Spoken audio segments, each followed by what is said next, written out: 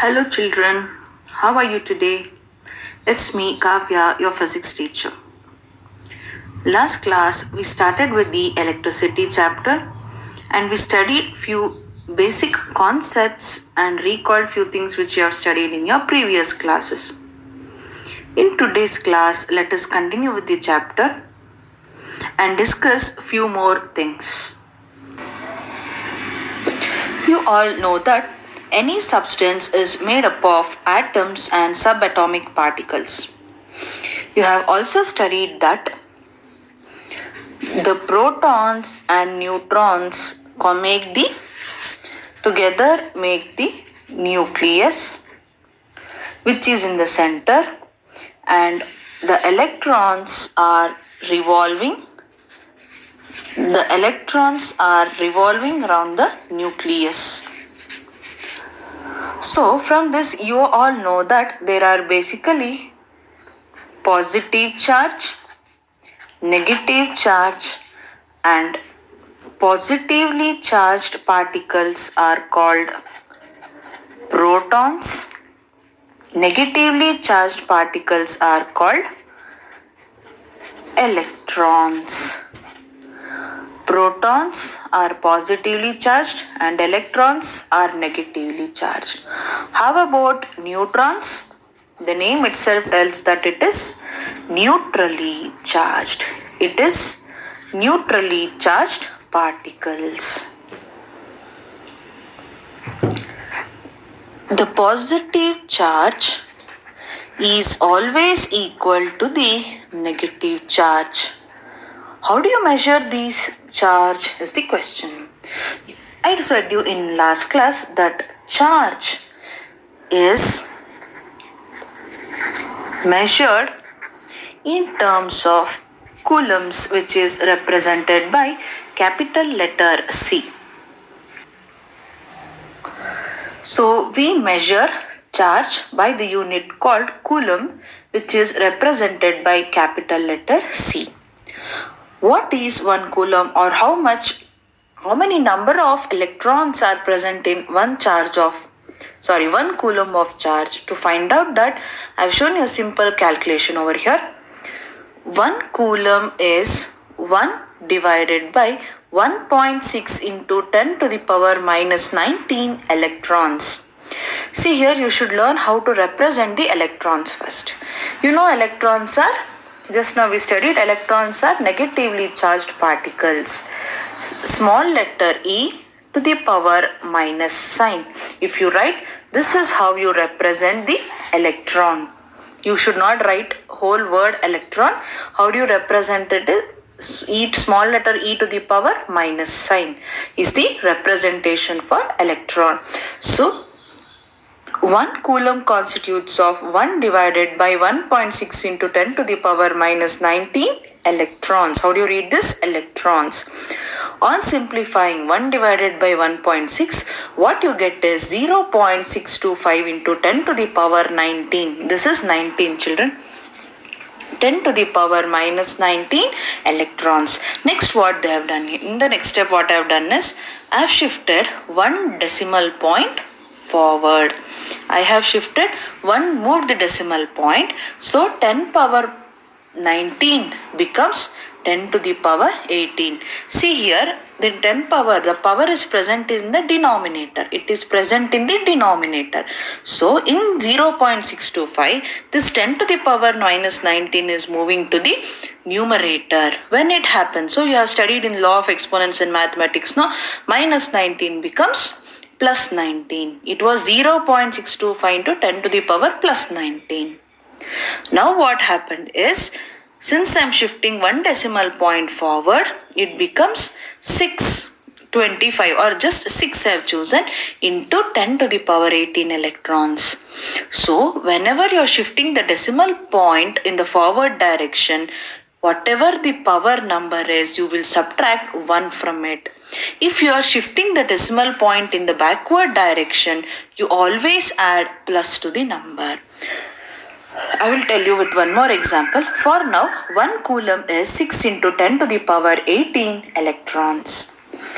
Now, let us consider an example like 3.0 26 into 10 to the power 9 is there. Now I will shift one decimal point in the forward direction. When I do that, I should subtract -1 from the power. So it becomes not 3.2 now. Since I've moved the decimal point, it is 32.6 into 10 to the power 9 minus 1 is 8. Suppose it is like some 6.35 into 10 to the power 4 was there. Now what I do? I shift the decimal point in the backward direction. When I do so, nothing is there behind 6. When nothing is there, what do you assume it as? 0 point. Next digits as it is 635 into 10 to the power, what was there? 4 was there. If you move the decimal point in forward direction, you will subtract that many decimal points. Here, see, it is not always subtract 1. If you are moving 1 decimal point, -1, 2 decimal point, -2, 3 decimal point, -3, 100 decimal point, -100. Clear? So here now, I am moving the decimal point, shifting it backwards means I should add +1. This is plus. It's looking like 7. It is +1. If I shift 2 decimal points, +2, 3 decimal points, +3, like that. So nothing was there behind 6, but it is assumed to be 0. When no numbers are there, it is assumed to be 0. So 0.635. When you are moving the decimal point backward, 4 plus 1 is 5. This is very important concept which you have to keep in mind because to solve the numericals, this is very, very important. We need to keep on shifting the decimal points in order to keep it in standard values. Okay, children? Next, you all have heard about the valence electrons also. So these valence electrons are present in the outermost orbits, and they are present in the outermost orbits, and they are easily available and can hence see. In order, if I want to remove some electron, what I can go up to the nucleus. Suppose if the electrons which are present in the outer circle can easily be knocked off. It can easily be removed. So these are valence electrons are present in the outermost shell or the orbit, and it can be easily transferred from one atom to another atom. You all have also studied about the law of conservation of energy. What is it? The energy cannot be created nor destroyed, but it can only be transferred from one point to another point. Similarly, it applies to this electric charges also, or electric current also. We cannot create nor destroy cannot create or destroy, but we can create this electric current. Whenever we create the negative charge, automatically an equal amount of positive charges created. So what is this electric current? What is this electric current? It is nothing but the flow of charges. Now we know what is a charge, what is positively charged, what is negatively charged, what is its unit, how much 1 coulomb is equal to. After studying all this, we should know that it also obeys the law of conservation of energy, and we can create this electric current. How can you create electric current? It is simply the flow of these charges. The flow of the charges constitutes the electric current. In any conductor you considered, you also have studied about conductors and insulators. What are conductors? The materials which allow the flow of current through it are conductors, which does not allow are insulators. So whenever these charges are flowing in any conductor, it constitutes the electric current. Where does this current come from? Simply if you push the charges inside, will the current flow? No, there is something called electric potential difference, or the voltage. The voltage you might have heard of. Yes, no?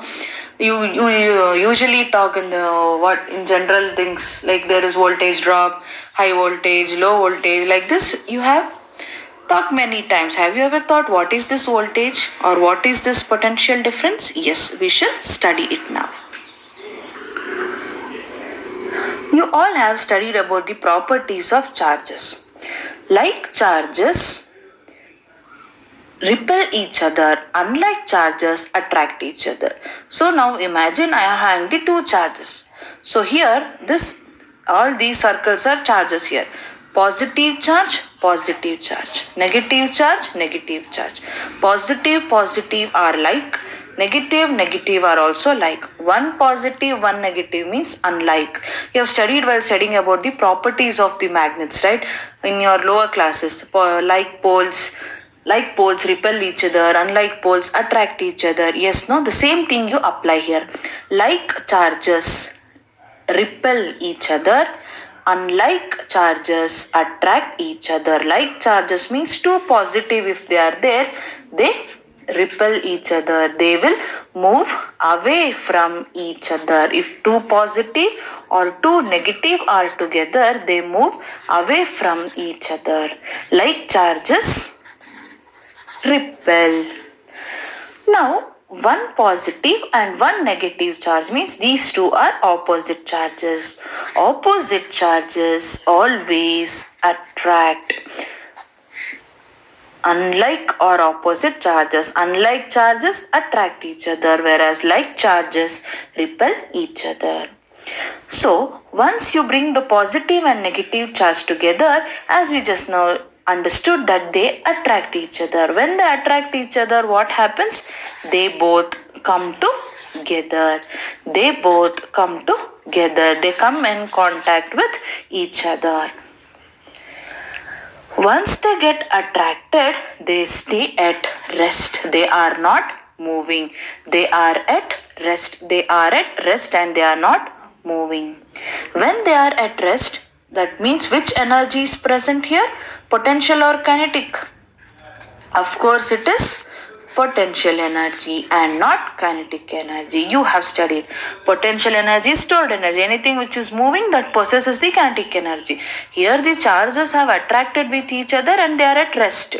So it means it possesses the potential energy and no kinetic energy is present, means there is no work done by the charge here. So there is force of attraction present in between these charges. What we do now is we want to break this force of attraction between these unlike charges.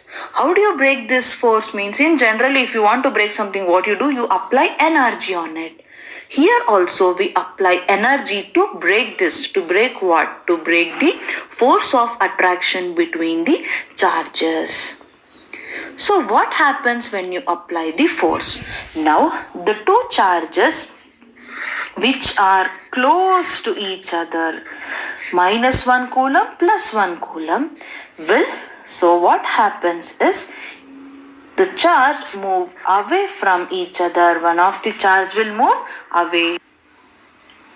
So suppose if we label the initial position of the charge with letter A, on applying the energy to this positive charge, we are applying energy to the positive charge. So this energy will break the force of attraction between these two charges, and in order it moves the charge away from the negative charge, say to position B. Now the positive charge, on applying energy, the force of attraction between the charges were broke and it moved away, say from position A to position B. Since the positive charge has less number of electrons and negative charge has more number of electrons, there is difference in potential. Yes, no? There is difference in potential since each charge has different number of electrons present in it. Positive charge has less number of electron when compared to the negative charge. Hence there is potential difference in potential, difference in their energies. This difference is represented as PD, called as the potential difference. It is called potential difference. The difference in charge between the positive and negative charge is called the potential difference. Now we applied the force on this force between the charges, and it in turn the positive charge moved away. It got shifted from one position to other position. Now if I remove that energy, what will happen? Remove energy. When you remove energy, it will relaxed, and again what it will go? It will go back and attract the negative charge. It will go back to the negative charge. So how much energy was supplied here? 1 joule of energy. You have studied in class 9th also, right? Unit of energy is joule or joule, either way you can pronounce. So here 1 joule of energy is given to the positive charge, and in terms of electricity, the positive charge has energy 1 joule. The difference in potential at position A and B is called the potential difference or the voltage. It is also called voltage. Potential difference or voltage is present. 1 volt is 1 joule per coulomb. You know that joule is the unit of energy, coulomb is the unit of charge. So compare this unit in terms of this concept what you studied.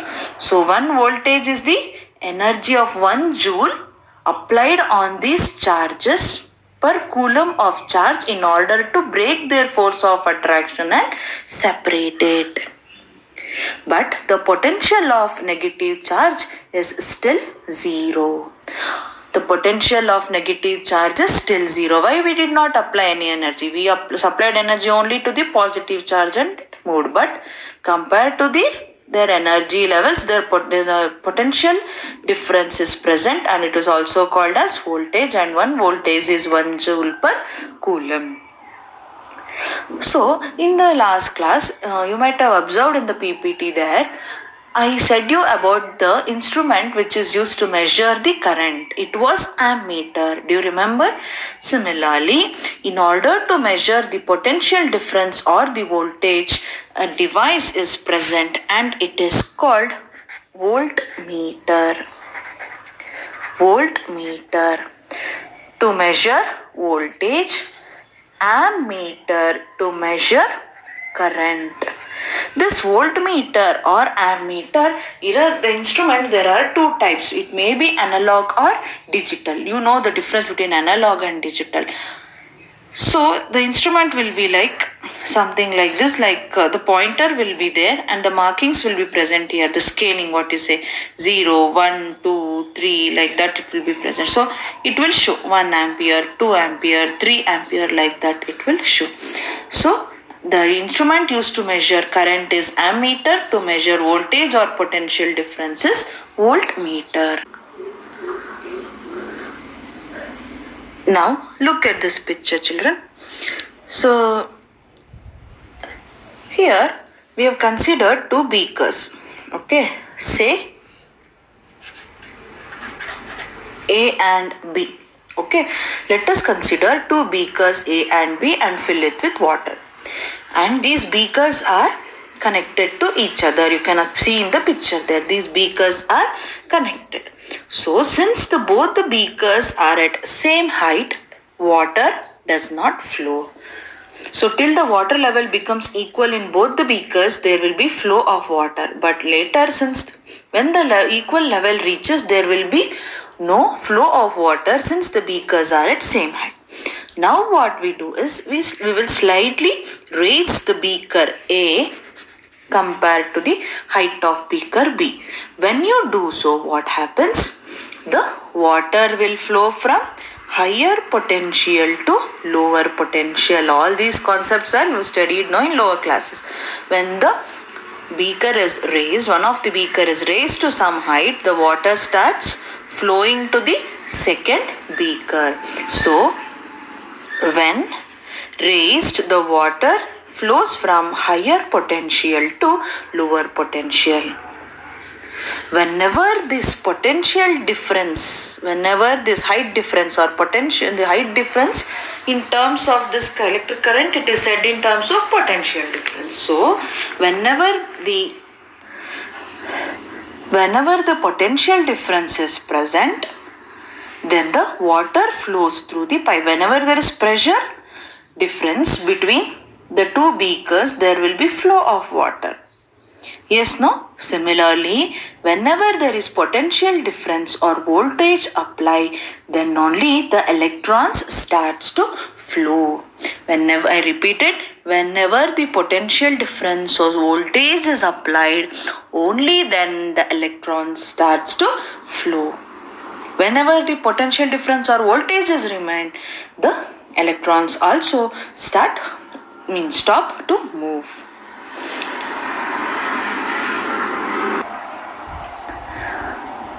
Now look at this picture, children.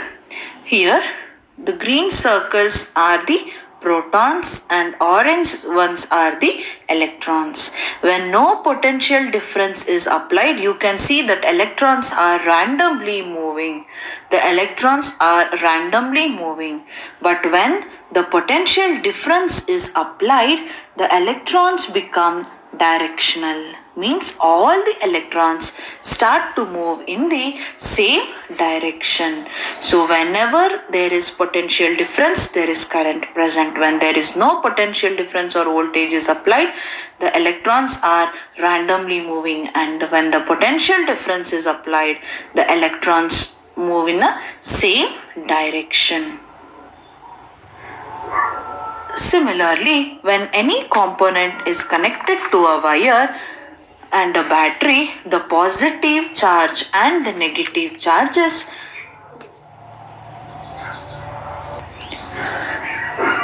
present between the terminals of the battery make the electrons to flow in the particular direction. The flow from negative to the positive terminal create the current. The flow from negative to the positive terminal create the current. Here, whenever you vary the voltage or the potential difference, it can increase or decrease the flow of electricity. Varying the potential difference can vary the electricity, flow of electricity also. In the last class, we also discussed one new formula. Have you all gone through the textbook, children? It is I is equal to Q into T, where I is the current in amperes, Q is the charge in coulomb, T is time in seconds. We have discussed it already. So I is equal to Q by T. This is the very first formula we are learning in this lesson, and we have many upcoming formulas. So please do recall all the formulas in your mind, which are very, very important to solve the numericals, and also remember its SI units as well, which are very important. And last class, I explained you about an simple electrical circuit. So here you can see that in your textbook, figure 12.1, a schematic diagram of an electric circuit comprising of cell, electric bulb, ammeter and plug key. Okay, so here I said you in last class itself, the rectangular box what you see is the metallic wire. Here the arrow marks what you can see are very, very important. So this question or this figure is frequently asked in your exams, children. Draw a schematic diagram of an electric circuit. They will not mention the components. You should remember and draw it. What does the basic electric circuit consist of? Electric bulb. This is bulb. This is how you represent the bulb. Cell or a battery. You all have heard of cell and battery, no? How do you represent it is the matters. How do you represent the cell means, see, this is how you represent one long line, short line, long line, short line. The long line represents the positive terminal and the short line represents the negative terminal. So whenever you draw the electric circuit, keep in your mind that it should alternately consist of long and short lines, and one end should be long line, the other end should be short line. If at all you end the circuit like this and connect the wire, you are gone. So please be careful. One positive terminal and one negative terminal. Okay, cell means it is a battery. Electric bulb I showed you. This is battery or the cell. Ammeter, you know. This is how you represent the ammeter. I explained you in last class itself. Capital letter A inside a circle with positive side on one side and negative sign on the other side. Why ammeter? Because it is the device which is used to measure the current in any circuit. So you have the battery or the cell, positive and negative. See, long line positive, short line negative. So go along this line, positive of the battery. Here what I have written, capital letter I means current. Capital letter I represents the current. Near the arrow mark, if you have written I means wherever you see arrow mark, it means it is the direction. What direction it shows? Direction of flow of current I in the circuit. So this rectangular box, as I said you in last class, is the not the rectangular box, but it is a conducting wire. Okay, so take a wire, connect it to a battery, positive of the battery, and the current is flowing in this direction. You have the bulb which is placed here, connected here, and again one other terminal of the bulb, it has gone the wire and it is connected to positive of the ammeter. Okay na? Ammeter also, see, this called polarity, children. Polarity means positive and negative. Positive and negative of any device. It has polarity means it has positive and negative. Further you will study about resistance, something called resistance, which does not have polarity. Means it does not have positive side or negative side, positive terminal or negative terminal. However you want, you can connect. But few things have polarity. Few like ammeter, battery have polarity, means positive and negative will be connected, and when you mention it or when you are connecting it, you should mind the terminals. So if you observe, the positive of the battery is connected to positive of the ammeter. Now negative of the ammeter is connected to the negative terminal of the battery. See, negative, negative, positive, positive. So don't interchange. I repeated many times in last class, children. Positive of the battery is always connected to positive of any device. Negative is all connected to the negative. You should not interchange that. Here what you have is the plug key. Plug key or the switch. Either way you can pronounce. Switch, you all know. Is no switch off, switch on. We keep telling. So you know the work of switch, I need not explain it to you separately. Here that work is done by this plug key or this switch. You studied that. Here you have the definition. Right? A continuous and closed path of electric current is called an electric circuit. So here you are studying the schematic diagram of the electric circuit. Means what is an electric circuit? A continuous and the closed path. Closed path means not like all the ends are joined. It depends on the switch or the plug key. You know, if when you switch on, the bulb goes on. When you switch off, the light goes off. Similarly, here also, electric circuit is the continuous and the closed path. Okay, battery, bulb, ammeter and the plug key. This is the schematic diagram of electric circuit. So let us see what explanation is given here. An instrument called ammeter measures the electric current in a circuit. It is always connected in series in a circuit through which the current is to be measured. Yes, children, that is very important point. This ammeter is always connected in series. In the future classes, you will study what is parallel connection also. So that time you will understand what is difference between series and parallel connection. For now, ammeter is always connected in series. Figure shows the schematic diagram of a typical electric circuit comprising of a cell, an electric bulb, an ammeter and a plug key. Note that the electric current flows in the circuit from the positive terminal of the cell to the negative terminal of the cell through the bulb and the ammeter. Correct? No? Here you have the battery. Battery is the one who supports the flow of current. So through a positive terminal of the battery, the current is flowing in this direction. It passes through the bulb and finally through the ammeter, and negative of the ammeter to the negative of the battery through this plug key or the switch. This is the basic circuit diagram, that is the schematic diagram of an electric circuit. What are the things you should remember? A battery should be connected with positive and negative terminal. Long line is positive, short line is negative, and direction of current should be mentioned. And also an ammeter is connected in series, which is the device which is used to measure the current. Clear, children? So we have learned now this formula to find out the current. I is equal to Q by T. You have one exemplar problem based on that. So numericals are very, very important in this chapter. I am repeating. Let us read the problem. A current of 0.5 ampere is drawn by a filament of an electric bulb for 10 minutes. Find the amount of electric charge that flows through the circuit is the question.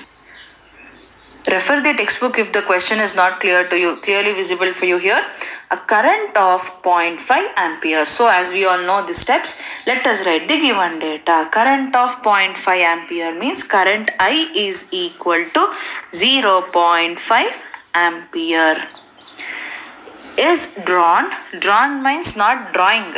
Drawn means the current is drawn means it is taken by the filament of an electric bulb for 10 minutes. So time is also mentioned here. Time is 10 minutes. Okay, 10 minutes. Find the amount of electric charge that flows through the circuit. Find the electric charge means Q. We need to find out what is the charge Q. So in the formula, I is equal to Q by T is the formula. You know already. I is current, Q is charge, T is time. What all is given? Current I 0.5 ampere is given. Time T 10 minutes is given. What is Q? You need to find out. Very simple. You all have you know the what? Cross multiplication. Here unknown quantity we always keep on LHS. So what I do is I send T to LHS. Whenever you have division and sending it to the other side, you should multiply. When you have multiplication and sending it to the other side of the equation, then you should divide. You know this rule. Don't forget in holidays. Okay. I into T is equal to Q. This is the formula now. So we always have practice of keeping the unknown quantity on our LHS. So let me keep the unknown quantity Q on LHS and write. Again, don't interchange the terms. I am just rearranging. Don't confuse children. I am rearranging the terms to write Q is equal to I into T form. I said you the units also. Charge in coulombs, current in ampere, T in seconds. But what is given here? Time is given in terms of minutes. So before substituting, you should convert it into SI units. You all know 1 minute is 60 seconds. So 10 minutes means it is equal to 600 seconds. So time T is given in minutes. Before substitution, you should convert it into seconds. So 10 minutes is 600 seconds. Now come back to the formula. Q is equal to I into T and substitute. Current I is 0.5. Time is 600. Do the actual multiplication. These are basics, but still I am multiplying and showing. You have come to 10th. You should be fast in all this now. So here I am showing you the calculation, children. 0.5 into 600 we need to do now. So forget these two zeros for now. 0.5 into 600. Forget about these two zeros for now. Just multiply 6 into 5. 6 5s are 30. So 0, 3 carry. 0, 3 carry. Now 6 zeros are 0 plus 3 is 3. You got 30. You are left with 2 more zeros. You need not actually put plus and multiply. Instead, simply you can add 2 zeros. All these are basics. You should not forget it. Now place the decimal point, which is very important. After decimal point, how many digits you have? Only one. That is 5. So right from this side, one decimal point you will keep. So 3000 became 300.0 now. That is equal to 300. 0.0 you can neglect. So 0.5 into 600 when you do, you get 300. So now come back to the formula. Q is equal to I into T. 0.5 into 600 is 300. We have found out charge Q. So you should express it in terms of coulombs.